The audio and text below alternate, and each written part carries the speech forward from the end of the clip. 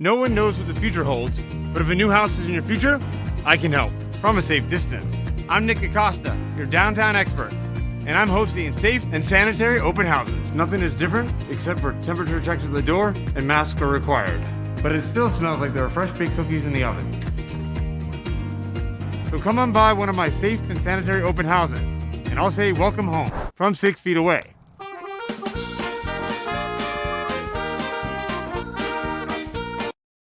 This is Home to All, an all-inclusive real estate podcast with your host, Nicholas Acosta. Nick sits down with guests to talk about real estate and how it works. Reach him at downtown.expert on Facebook and Instagram, or his website, www.downtown.expert, or call or text him at 407-508-8809. Enjoy the episode.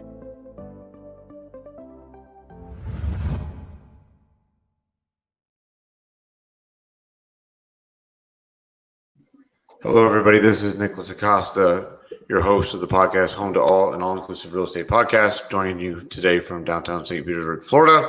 As always, I've got Blanchard Insurance, Mike Tinsetti. Let me add him into the there you go, Mike. How's it going, Mike? Hey, great, Nick. How are you doing this happy Good Friday?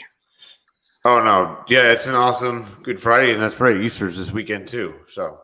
Yeah, I totally forgot about that the other day. I had something work related planned for and everybody else did for Sunday, and then we all sat around and we're kind of like, yeah, we've kind of forgot, it was Easter on this Sunday. And for some reason, I thought it was more into April. Everybody was like, well, it's in April. Well, I'm thinking, well, this week's March and still March. So I wasn't really thinking clearly. So we had to do a lot of rescheduling, for this weekend. Just kind of snuck up on us this year. And, after COVID, it's, these holidays, it's kind of like you really didn't have much of an Easter last year. So it's kind of become a foreign thing now. So it's kind of like you're trying to remember these holidays, right now, right, and come in order for the rest of the year. Oh, no, I completely agree. Well, I know we're busy, the real estate market's doing really well and busy. So it's keeping you guys over at Blanchard busy. And then me over here in St. Pete, we just got the condo officially is sold in Orlando.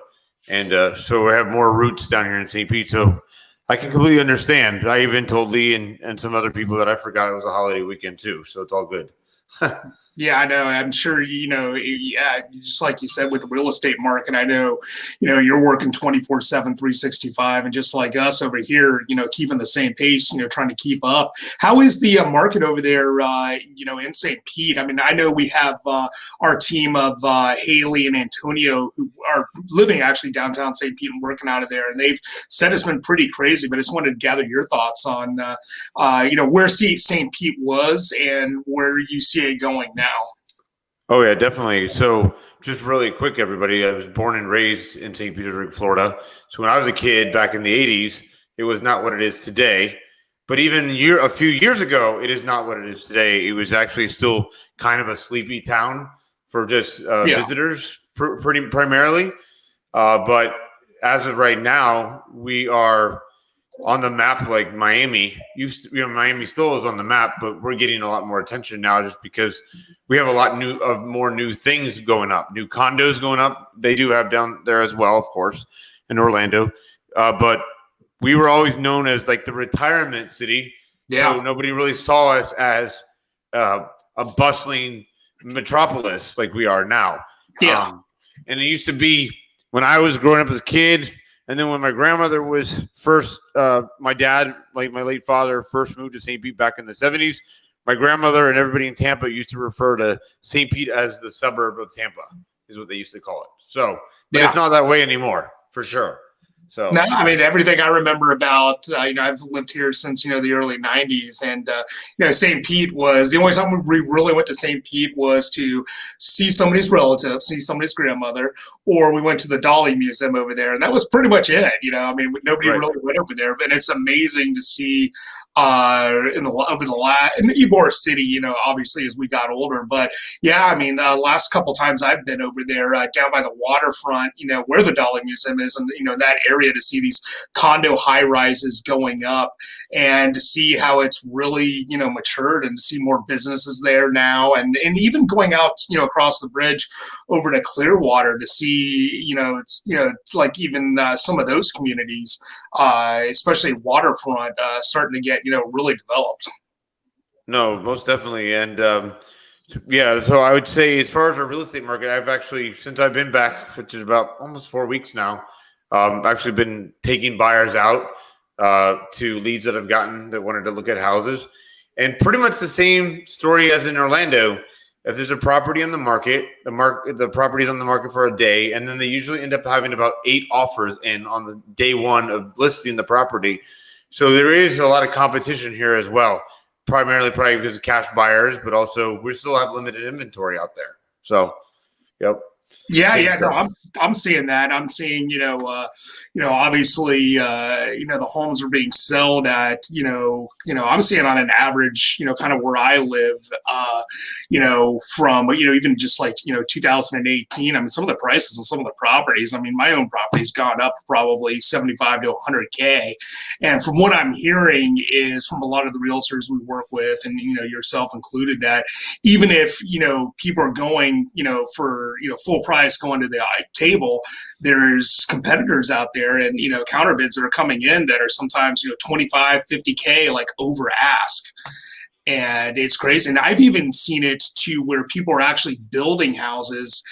We've had a couple of clients out there in the St. Pete area in Clearwater who started projects and literally are like halfway through the build, and somebody comes up and walks and says, look, I will buy this, whatever you've put into this, I will pay that, whatever, I'll pay off all your mortgages, I just want the land and I will finish the build for you. And by, on top of that, I'll, kick in a couple $100,000 on top of that. So some of these builders are just kind of like, okay, I'll walk away from it, if I'm going to make this much money on it. So.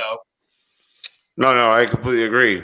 Like we talked about in pre-show, and I wanted to tell everybody, if you guys didn't catch the episode, I know you did, Mike, probably. Yeah. And I had the pleasure again for the second time the other day to speak to Mayor Jerry Demings, the Honorable Mayor Jerry Demings of Orange County, Florida.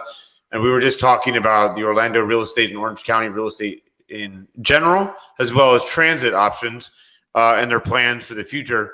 For instance, one thing I wanted to tell you, Mike, that he told me on the show was that they're looking at ways now, and we know this is the future because of the environment and the environmental impact with cars and stuff, but they were talking about things now to find ways to build housing in conjunction with your workspace, like your office space, so that people can either use rail transit or by foot or by bike or whatever it might be, or shorter distances to work is what I should say, with less commute times is what the mayor had told me. Yeah, and I mean, here's the thing, everybody. The Sunrail, it's really interesting because when they started building that, on the old rail lines, and I think they did a really good job in Orange County and in Orlando, because it just goes right through the Advent Healthcare campus. It goes right through downtown Winter Park. It was great. But I think the planning, and I think it's on the Seminole County side, once it went over the county line, is where Seminole County was kind of like, where is this going? Because even like the closest one nearest me is kind of like off the beaten path a little bit. So not a lot of people use it unless, of course, they're living in Lake Mary and want to commute downtown Orlando or something like that. But it's like if, I would literally have to get a bike and, go another 5 miles to get to work. Even when it passes through Lake Mary, there wasn't a lot of really office type, locations up there. It's not like it was going, near the International Parkway up there in Lake Mary, where a ton, of people work out of those office buildings. So it's good to hear that, they're going to work on that because it would be great. I mean, growing up, a lot in Europe, I'd like to see some of the transportation that they have over in Europe and the ideas they have brought over here just for the convenience. More trains, more buses, because over there, you can literally travel anywhere in Europe by, a bus or a train, and it's right. Public transportation. You can get literally anywhere. And I'd like to see more of that here in Florida, just like you would find in any other, metropolis, whether it's, New York or, Philadelphia or even like Washington, D.C. The last thing I want to see is, Orlando turn into more of like, an LA freeway. I'd like to see it go the opposite way, because every time I'm in LA, it's I don't appreciate sitting in traffic for 4 hours. Oh yeah, no, I agree completely. I'm a big advocate on the way rail is in Europe, and I really wish the United States would adopt more of that transit options like we have over there in that country, because it's just crazy. I mean, I don't know where else you're going to continue to expand I-4. You would have to keep tearing things down to keep widening that road, especially in Orlando. Yeah, the best thing I saw, which they did, was over the last 5-10 years, was expanding the 429 to go up to Apopka and Mount Dora. Because I mean, usually like from going up to Mount Dora from even my office here at Altamont Springs was 45 minutes to an hour, and like I recently did it, and it was like it cut 429 extension cut it down to about I think it was like 20 minutes, which was great. And I want to see more of that. Or around Orlando would be great. Just kind of connecting what they already have, to make better traffic options. So that's good to hear. No, definitely, yeah. And on another note on that, from the interview with Mayor Demings, was that the Orange County, Florida, as far as tourism, not necessarily tourism, but growth is record breaking. And we did mention on the show together, he did mention to me, and I asked him this question, if anybody is a theme park enthusiast like we are, that Universal Epic theme park was actually announced that they restarted, and I confirmed that with Mayor Demings. He said that Universal Orlando, Universal Studios in general, has faith in Orange County right now, because they see our numbers continuing to grow in terms of tourism as well as full-time residents here in Florida. So. Yeah, and it's good to hear about the reemployment, because I was actually talking to a friend of mine the other day, good friend of mine, and her husband, who's one of the chefs at the resorts. I mean, he was let go for a time, but he just got hired back at his old job, and full benefits, more pay, and you're starting to hear some of those stories. You're starting to hear Disney bringing back people, which is good. So, and even local local service, whether it's entertainment, bar, restaurant. You're starting to see a lot of more people going out. You're starting to see a lot of the rehires, which I think is one of the most important things out there. No, most definitely. So on that note, we're talking about employment, and I had the privilege of speaking to Proxy Financial the other day that you guys referred me over to. They're a great company. I got to talk to Brian and CJ over there. And speaking of which, so that was a good segue for this conversation. So I'm self-employed. You own a business. We're self-employed. We're entrepreneurs. So that's what we're going to talk about. What are your thoughts on what, like, for instance, real estate agents or anybody that's self-employed or anybody to prepare for the future in case we did come into this kind of pandemic again of some sorts, so that if you did lose your job, that you wouldn't be struggling or strapped for money to be able to survive through a situation like this? I'm going to go back again to the period of 2006 and 2008, and I compare what's going on right now from my perspective, because, obviously we were around, real estate lending and everything else, title, back then as well, more on the mortgage side. But in 2006, everybody, I like to use the analogy is like everybody was living like, it was the, days before, Rome was going to burn down to the ground. I mean, people were just, money was flowing. Everybody was happy. Everybody thought that, this is the Garden of Eden here. I mean, and it's never going away. I mean, Rome's not going to burn. We're just going to continue getting fat and happy. Nothing can happen. And then I went to 2008, and I just saw so many people unemployed. I went around to mortgage lenders, offices that literally closed down overnight, title companies closed down, and it was a scary thing because nobody thought that would happen and nobody saw it coming. I kind of saw it coming for a while because I thought the regulation on the lending side was a little too liberal. I mean, literally, with those balloon notes and putting somebody who's got a $40,000 a year annual income into a 4,000 square foot house and then 2 investment properties at the same time. Yeah, I mean, it was insane. Could you see kind of the writing on the wall? Yes, but I also think everybody was still getting fat and happy, and I think people negated the fact that can go away at any time. And so I'm kind of looking at that now, and I don't think there's ever going to be in my lifetime another crisis like 2008. I think they put with DTI put in place, and I think there's too many restrictions. But I still think can the housing market take a dip? Yeah, I mean, it's possible. I mean, with some of these forbearances coming due, I mean, there's still a lot of unemployed people out there, and with these stimulus packages and everything, the government, as we know, at some point they're going to want their money back. So I think even if the housing money dips, and from my recollection in 2008, the amount of realtors there were compared to the amount of realtors in the market right now, and I think it's a lot to do with how it's advertised. I mean, like everybody. I mean, we have 2008. I can't even remember a show that was on HGTV, and now you can turn on HGTV, and it's no matter which show you watch, it's kind of like you can flip houses, you can sell houses, anybody can do this. And in our industry, it's kind of we go through stages like that where it's like anybody can run out and be an insurance agent or sell health and life insurance and make $1 million, and that happens in any industry.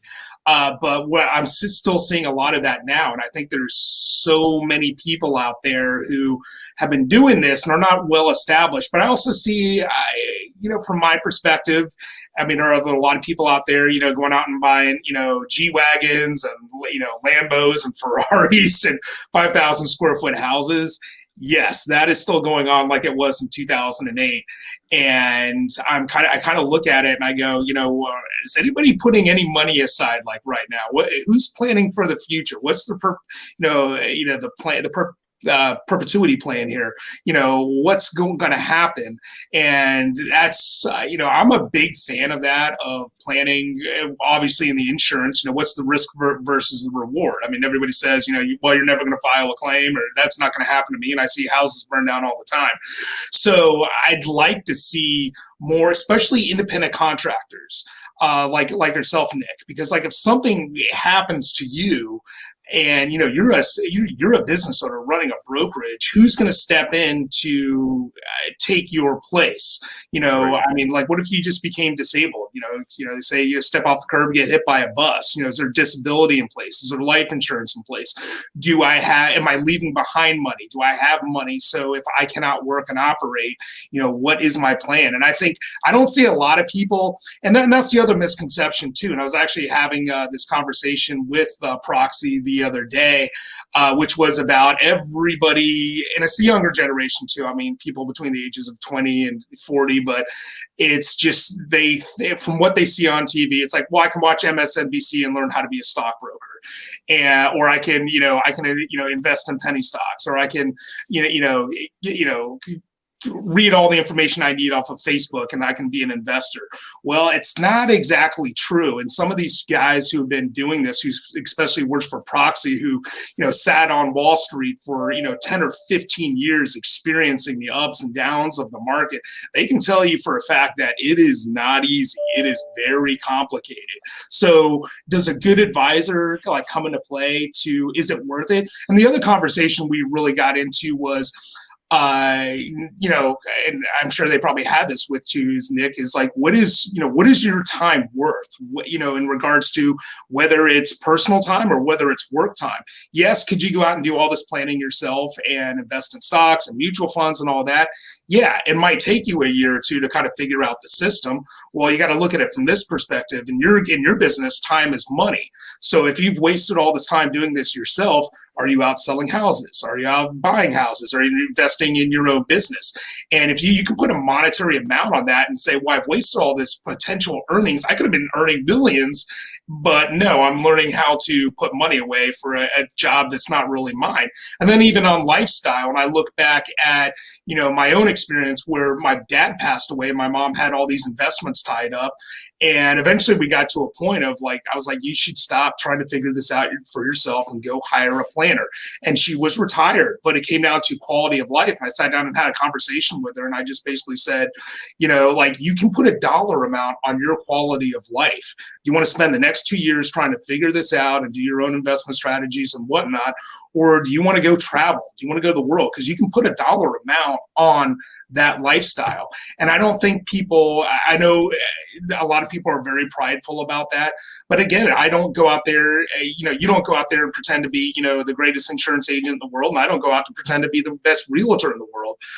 So it's kind of like you got to pick and choose your battles. And I think that is the value of a very good investment firm, is where they can pick out and tell you that, you're losing money by not doing this. No, I completely agree that you're talking about what your value of things in life are. They went through it was like a few pages, like a questionnaire that I went through it by myself before I had the meeting with them yesterday. But it makes you really think about what is important to you. And of course CJ and Brian pulled it out of me saying, so are you the type of person that likes to go on vacation and travel? And I said, of course. And they asked me, why aren't you traveling? Well, even though I'm being conservative with my financials, they're like, well, they said that we can help you be able to travel, to be able to allocate your funds or your finances correctly, but you'll still have fun. And then I said the reason I didn't want to go out and travel was because I was afraid, even though I had the financial saved up, I was afraid to spend money and pay my bills instead of traveling and not live my life. So I'm glad that I got to work with them yesterday and just going to the next step next week with them. So for sure. Yeah, and I know we were talking about this in pre-show, and we've actually been working with Proxy since about 2019, and it's been a demand, by our clients over the years of because we're always being asked, why doesn't Blanchard, do this, and why doesn't Blanchard do that? Can you offer these products and services? And we've been thinking about it we actually came from the planning space pre-2006, and then we kind of because of the market, the way it was, we kind of just focused on, what we do now, which is primarily property and casualty and homeowners insurance.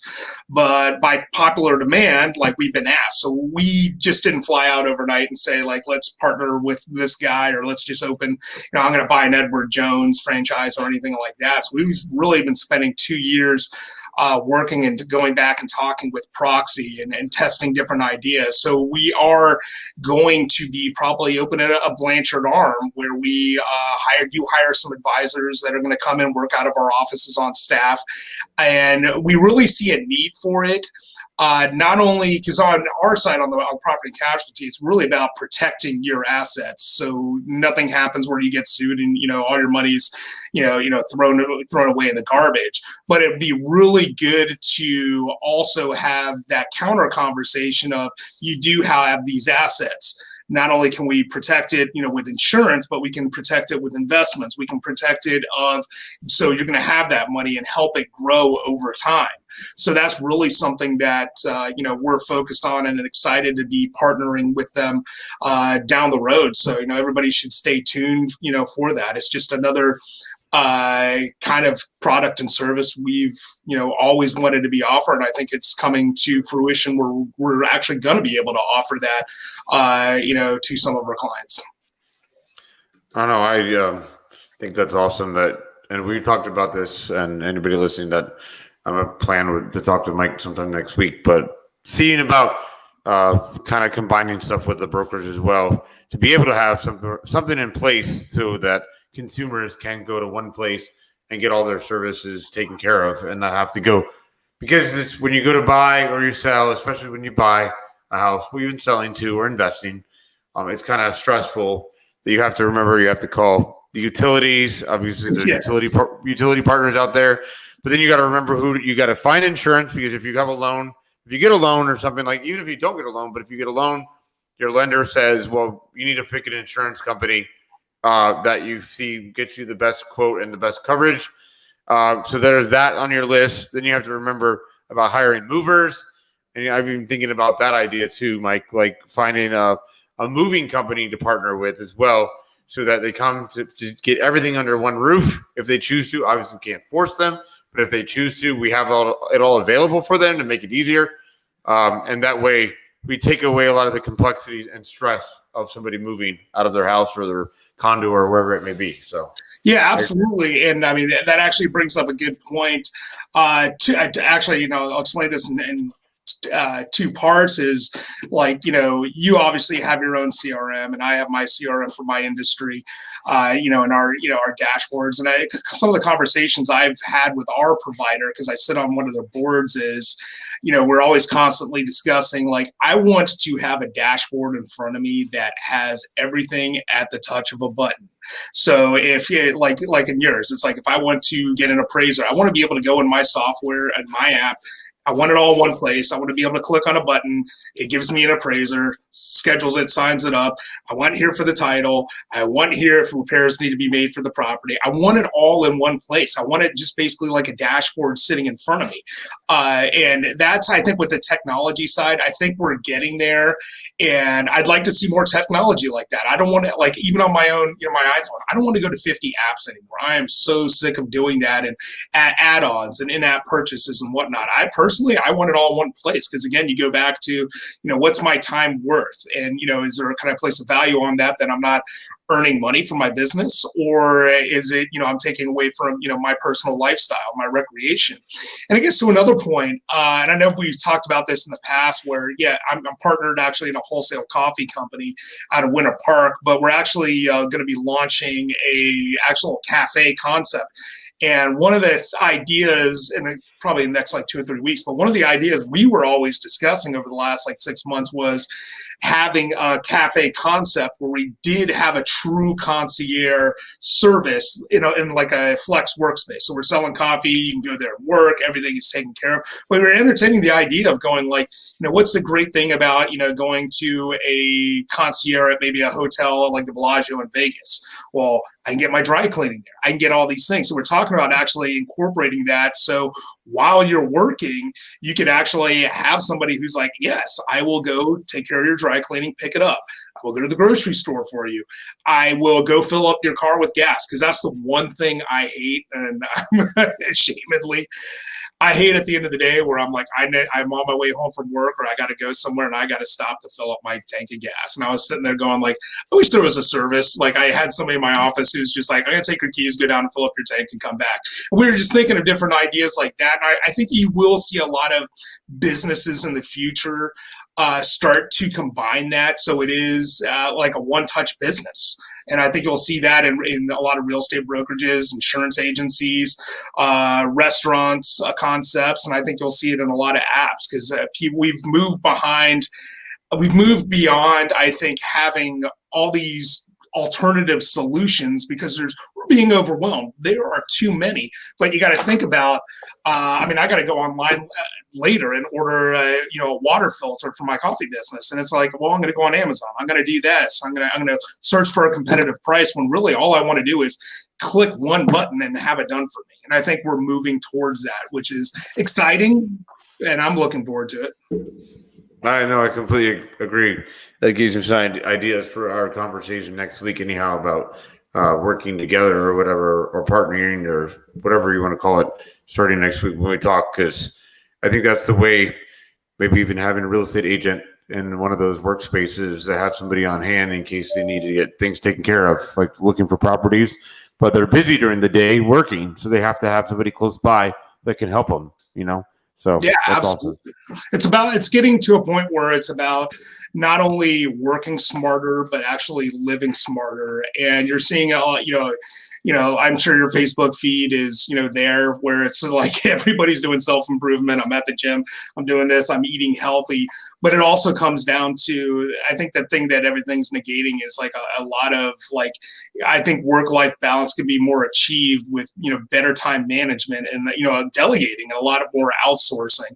But again, it's just going to be those efficiencies and cutting down to kind of like that one-touch culture. No, I completely agree. And that was something that, like I said, Mayor Dimmings and I talked about the other day, was how to make, basically, like you're saying, to live and work smarter instead of working harder, and also putting less of a strain on the environment and the ecosystem that we live in. So I agree. Absolutely. 100% agree. All right, Mike. So we just got another minute or 30 seconds left. I just wanted to ask you your tip or positive information or positive motivation for the week and ahead. So, yeah, go ahead. We're over a year out of COVID. Everybody survived. And the one thing I've seen is there's a lot of people. I think we're going to see mental health issues coming out of COVID, PTSD, stress from it, because everybody's just slammed. Like they're going right back, and workspaces are opening. Everybody's jumping right back into work. Everybody's, getting married again. Everybody's having kids again after COVID. And the trend I've been seeing is people are getting like stressed and like overwhelmed with themselves because they're trying to manage like all this, by themselves. My business reopened, so I got to go back to work. And I have my marriage now that was postponed. I'm getting married now. And now I didn't want to have a kid during COVID, and I'm having a kid, and I'm doing this and I'm doing that. And I see a lot of people trying to pack that into like almost like a can of sardines. And I'm sitting there going like, well, really you're packing gunpowder in there because nobody can tolerate that much stress. And these are like 8 friends I see, and even myself to a degree. And I just tell everybody like, you need to, we're not going to have I don't think we're going to have a pandemic like we had last year, probably ever again, but because now we're prepared for it. So it's like spread these things out and take your time and don't, kill yourself over this. It's just stupid. Talk to people too, and get a different perspective. Like I'll go to a friend and talk and say, hey, because they're noticing it, and a lot of the time you're not really noticing how stressed you are. So it's good time. It's always good to just get somebody else's perspective, and maybe they can help you manage kind of like what's going on in your life and spread it out. Because the last thing you want to do is explode and make bad decisions. And I guess that's my sage advice for the week. Awesome. Couldn't agree more. And thank you very much, Mike, for being on. And I'll see you next week. And thank you again for everything you do over there. Sounds good, man. And have a great holiday weekend, man. Enjoy. Sounds good. You too. Thank you. All right, everybody. This has been Home to All, an all-inclusive real estate podcast coming to you live from downtown St. Petersburg, Florida. I'm Nicholas Acosta, your host and real estate broker with Downtown Expert Realty. You can visit us at downtown.expert. That's www.downtown.expert. Thank you again. Have a safe and fun weekend, and we'll see you around the city. And take care, everybody. All right? I'm out of here.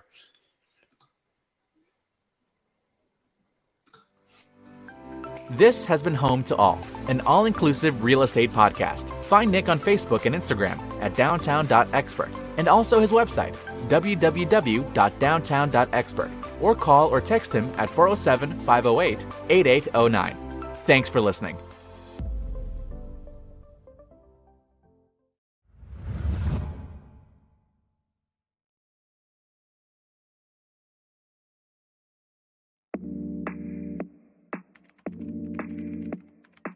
Don't spend hours or days looking for your new home. Let a downtown Central Florida expert guide you. I'm Nicholas Acosta, and I'm here to welcome you home. Being a Florida native, I know how exciting, stylish, and convenient the downtown lifestyle can be. From the nightlife scene in the heart of downtown to the natural beauty of Florida. I'm Nicholas Acosta, and I'm here to welcome you home.